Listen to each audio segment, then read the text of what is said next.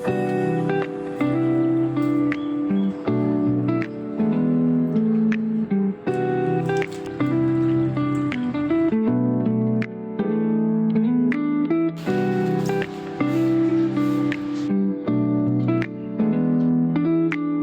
नमस्कार, मी स्नेहा खोकते फॅमिलीमध्ये पुन्हा एकदा तुम्हा सर्वांचं खूप सारं स्वागत करते। कशा आहात तुम्ही सर्वजण? आशा करते तुम्ही सर्वजण मस्त मजेत आणि भरपूर आनंदात असाल। सो चला, धावपळीची सकाळची सुरुवात झालेली आहे आणि आज इतका सर्व पसारा बघून म्हणजे तुमच्या लक्षात आलं असेल, नसेल आलं तर मी सांगते। आज मी बनवते आहे इडली, सांबार, अप्पे, त्यासाठी शेंगदाण्याची चटणी आणि बरंचसं काही। आणि ह्या गोष्टी बनणार असल्या की मग असा म्हणजे गॅसचा ओटा कितीही मोठा असला तरी तो भरभरून जो आहे पसारा होत असतो।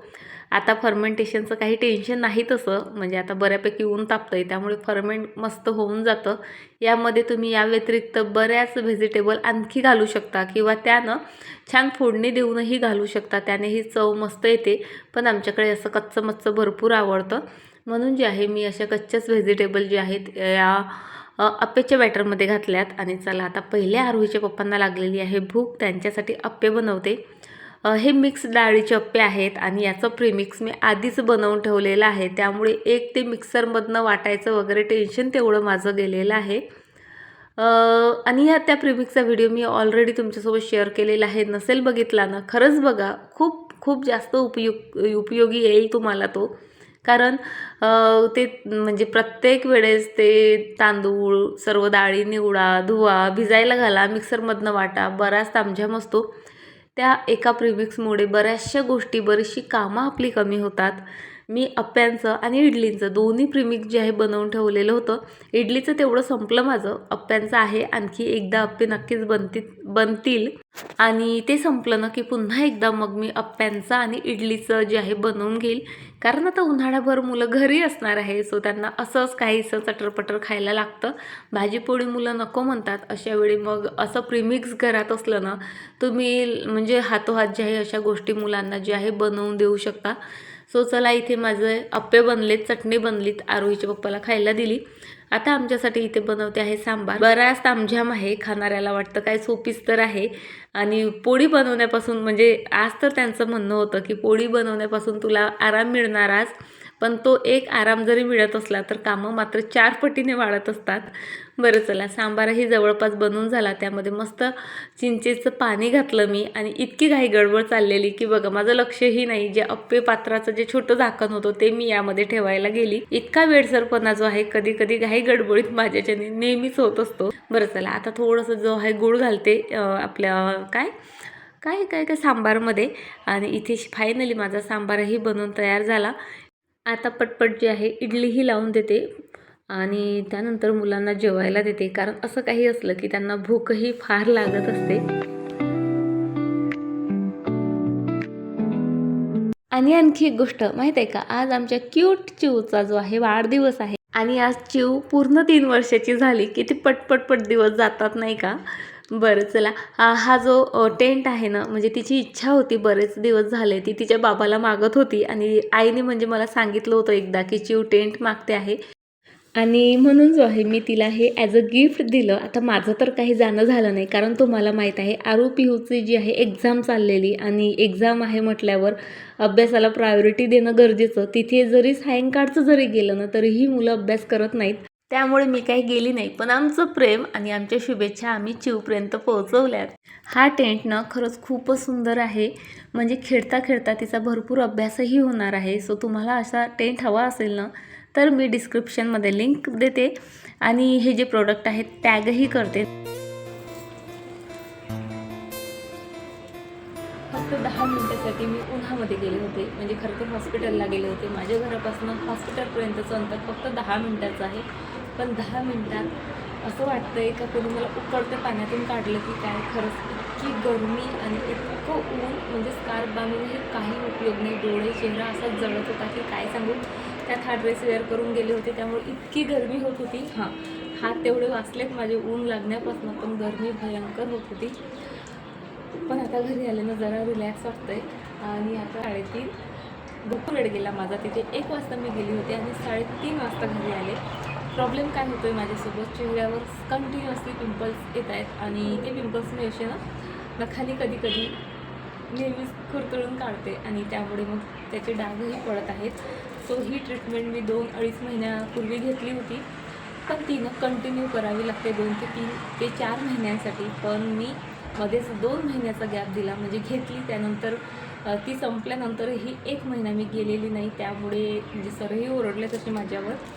आणि काय होतं, कंटिन्यू नाही घेतली ना की मग त्याचा रिझल्ट काही दिवस दिसतो आणि पुन्हा जे हे पिंपल यायला लागतात आणि त्याचे डाग तर मग त्यांच्यासोबत फ्री मिळतात. सो आता स्वतःला प्रॉमिस केलं, औषध कंटिन्यू घेईल, गॅप पडू देणार नाही. त्या हॉस्पिटलमध्ये काय होतं, त्यांनी जरी सांगितलं ना 1 वाजता तुमचा नंबर लागतो, पण कधीच असं होत नाही. 1 वाजता लागतो ना, मी बरोबर 1ला 10 मिनटं टाईम असताना तिथे पोचली, तरी माझा नंबर 2:15 वाजता लागला. इतकी प्रचंड गर्दी असते तिथे. ते सर ना प्रत्येक पेशंटला वेळ देतात.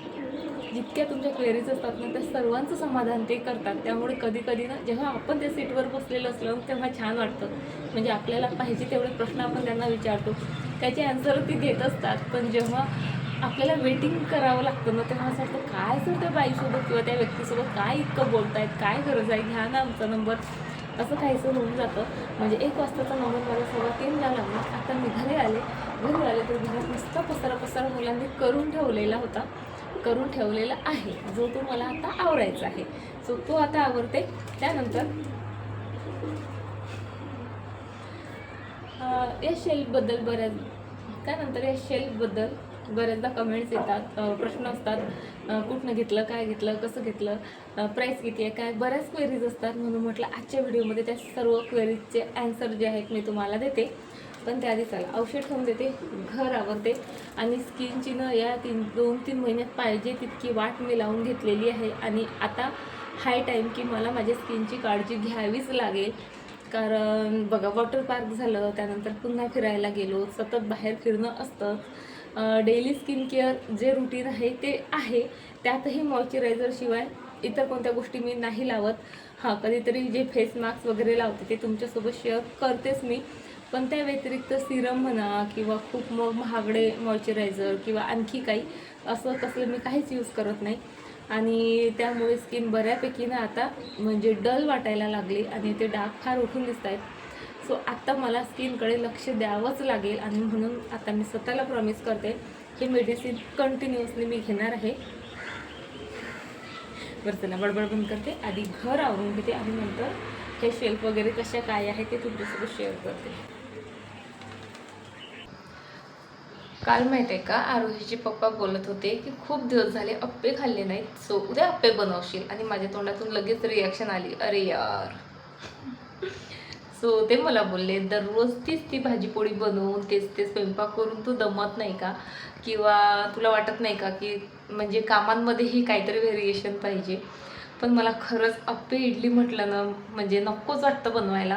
आणि मला माहीत आहे तुम्हीही ह्या माझ्या फिलिंगसोबत रिलेट कराल. म्हणजे मलाही वाटतं की ती भाजीपोळी नको, कधीतरी वेगळं खायला पाहिजे. आणि मी बऱ्याचदा बऱ्याच गोष्टी ट्राय करत असते, पण इडली अप्पे म्हटलं ना की खरंच नकोच वाटतं. आणि त्याचं कारण म्हणजे हे बघा,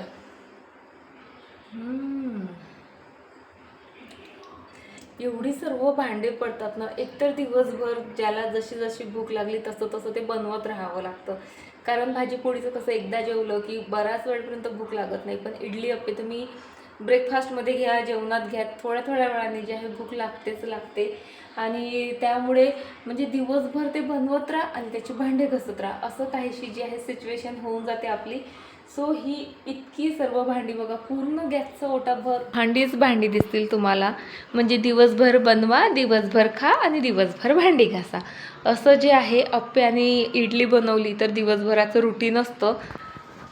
आणि म्हणून मग मला बनवायचाही कंटाळा येतो, खायचाही कंटाळा येतो. असं वाटतं नको बाबा, नका सांगू मला, मी बनवत पण नाही आणि मी खात पण नाही. पण चला, आता ह्या सर्व पसारा आवरते आणि सोबतच आणि आता आरोहीचे पप्पा आलेत आणि त्यांचं म्हणणं आहे मला काहीतरी खायला दे. सो म्हणून आता त्यांच्यासाठी बघते. कलिंगड म्हणजे टरबूज आहे घरात, खरबूज आहे घरात. म्हणजे ते खरबूज नील जे म्हणतात ना, माहीत नाही तुमच्याकडे काय म्हणतात, आमच्याकडे तरी खरबूज म्हणतात. आरोहीचे पप्पा नील म्हणतात. मग सो ते आहे पाहते आता त्या दोनपैकी त्यांना विचारते तुम्हाला काय खायचं ते कट करते आणि चला आधी तरी भांडे लावते.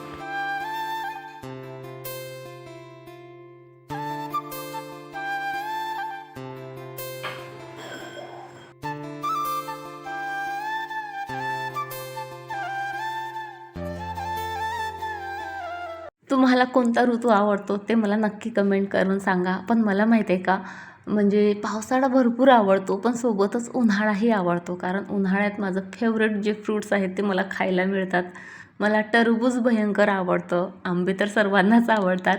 सो हे सर्व फ्रूट्स मस्त पोटभर या सीझनमध्ये खायला मिळतात. आणि जरा पीछे तो देखो, म्हणजे माझं शूट चाललं आहे काय चाललं आहे या गोष्टीशी या माणसाला काहीही घेणं देणं नाही. त्यांना फक्त त्यांचं इलेक्ट्रिसिटी बिल वाचवायचं, म्हणून जेव्हा केव्हा लाईट्स ऑन असतात ना बिलकुल येतात आणि बंद करून जातात. आणि हे असं नेहमीच होतं माझ्यासोबत. म्हणजे मी इतकी काटकसर करते नेहमी आठवणीनं, म्हणजे ज्या रूमच्या बाहेर मी जाईल ती लाईट सर्व ऑफ केल्याशिवाय मी जातच नाही. पण आता शूट करताना मला लाईट्स वगैरे वगैरे लागतात. पण तरी त्यांचं असतं की कशाला लावते, खिडकीतनं उजेड येतो आहे ना, तुझं काम होतं आहे ना, असं तसं तसं. बरं जाऊ देत. आज मस्त खरबूज जे आहे कट केलं, त्यांना खायला दिलं. त्यानंतर म्हटलं चला आपणही काहीतरी म्हणजे हेल्दी खाऊयात नाही पिऊयात. म्हणून इथे जे आहे काल बनवणं झालेलाच नव्हता माझ्याच्याने ज्यूस वगैरे. सो आज इथे मस्त जे आहे आवळा आणि बीटचा मी ज्यूस बनवते आहे. खूप हेल्दी असतो, ओव्हरऑल बॉडीसाठी खूप उपयुक्त असतो. आता आवळ्याचं कौतुक तर म्हणजे खूप सारं मी तुमच्याजवळ करतच असते, पण खरंच बीटही तितकंच उपयुक्त असतं, स्पेशली आपल्या बायकांसाठी. कारण आपल्याला जो आहे हिमोग्लोबिन कमी असण्याचा प्रॉब्लेम भरपूर प्रमाणात होत असतो, तो याने सॉल्व्ह होतो. सो चला मी आता माझं ज्यूस एन्जॉय करते आणि नंतर तुम्हाला भेटते.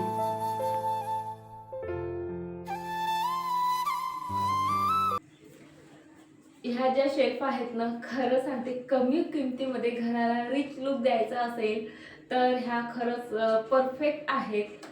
ह्या कुठून घेतल्या, काय घेतल्या, कशा अटॅच केल्या भिंतीला, किंवा लिंक दे वगैरे वगैरे वगैरे बऱ्याचशा क्वेरीज असतात या शेल्फबद्दल.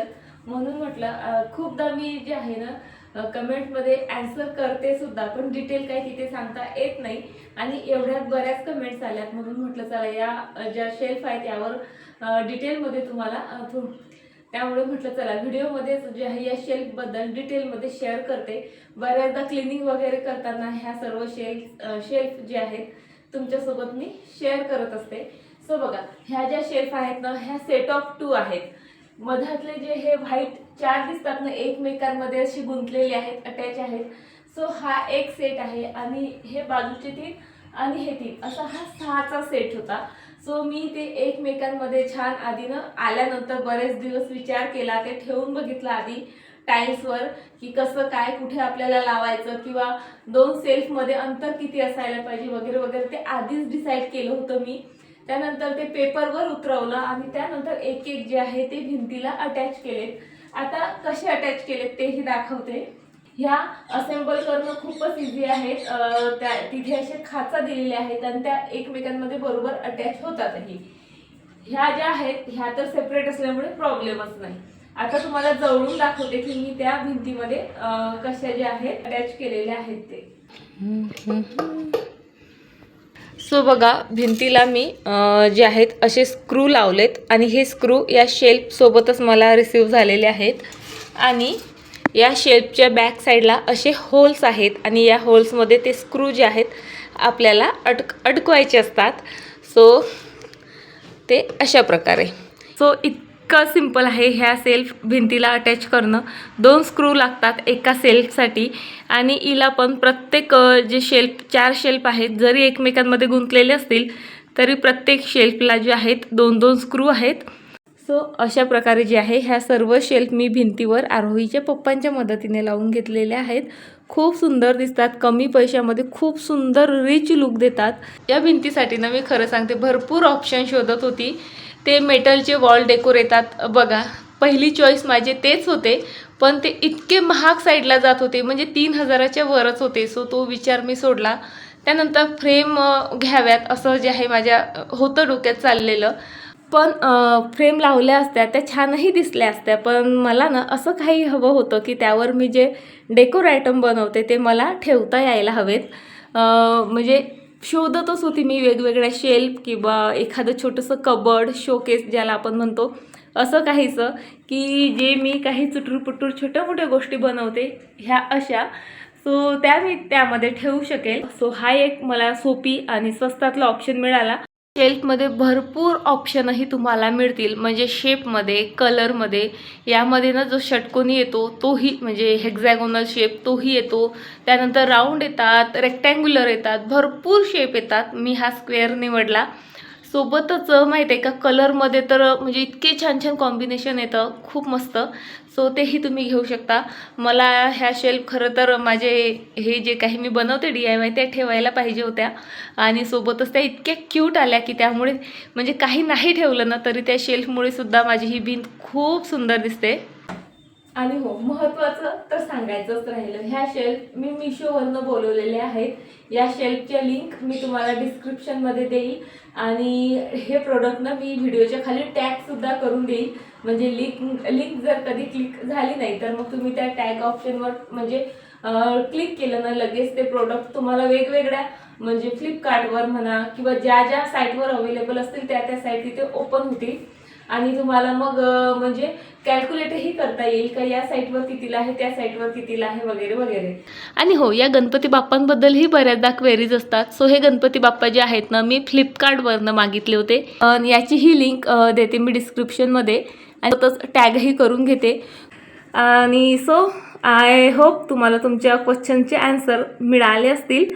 सो कसं वाटतं हे शेल्फ, आणि या शेल्फमुळे माझे हॉलचा लुक, तर ते मला नक्की तुम्ही कमेंट करून सांगा. आणि चला आता व्हिडिओच्या शेवटी जे आहे थोडं आवडीचं कामही तुमच्यासोबत शेअर करते. सो हे डमकेनचं प्लांट आहे आणि इतकं सुंदर दिसतं. या प्लांटसाठी मला इतक्या छान छान कमेंट्स किंवा म्हणजे नेहमी विचारलं जातं, कारण ते ना अगदी अनरिअल वाटतं, असं वाटतं प्लास्टिकचं प्लांट आहे की काय, आणि भयंकर सुंदर दिसतं. सो आज मला याचंच थोडं काम करायचं होतं. काल तुम्ही बघितलं हे सर्व प्लांट मी वॉश केले होते. वॉश केल्यानंतर इतके हेवी होतात की मी ते बाहेरपर्यंत कॅरी नाही करू शकत, म्हणून मी इथे जरा त्याचं पाणी सुकू दिलं, आणि आता ते मान टाकत होतं, कारण इतकं बुशी आहे ते, इतकी पानं आहेत त्याला की त्याचं ओझं ती एवढीशी फांदी बिचारी नाही सहन करू शकत. म्हणून तिथे ना एक पाईप रोवला मी, आणि त्याला जे आहे ते प्लांट बांधून घेतलं, म्हणजे ते जरा स्ट्रेट उभं राहील. चला आता या छान माझ्या आवडीच्या कामासोबत आजचा व्हिडिओ जो आहे तो मी इथे संपवते, आणि तुम्हाला उद्या भेटते अशाच एका छान व्हिडिओसोबत. तोपर्यंत फ्रेंड्स, स्वतःची काळजी घ्या. व्हिडिओ आवडला असेल लाईक करा, शेअर करा, हाईप करा. तुमच्या या छोट्याशा मदतीमुळे मला खरंच खूप खूप खूप म्हणजे खूप जास्त मोटिवेशन मिळतं. चला फायनली बाय, टाटा.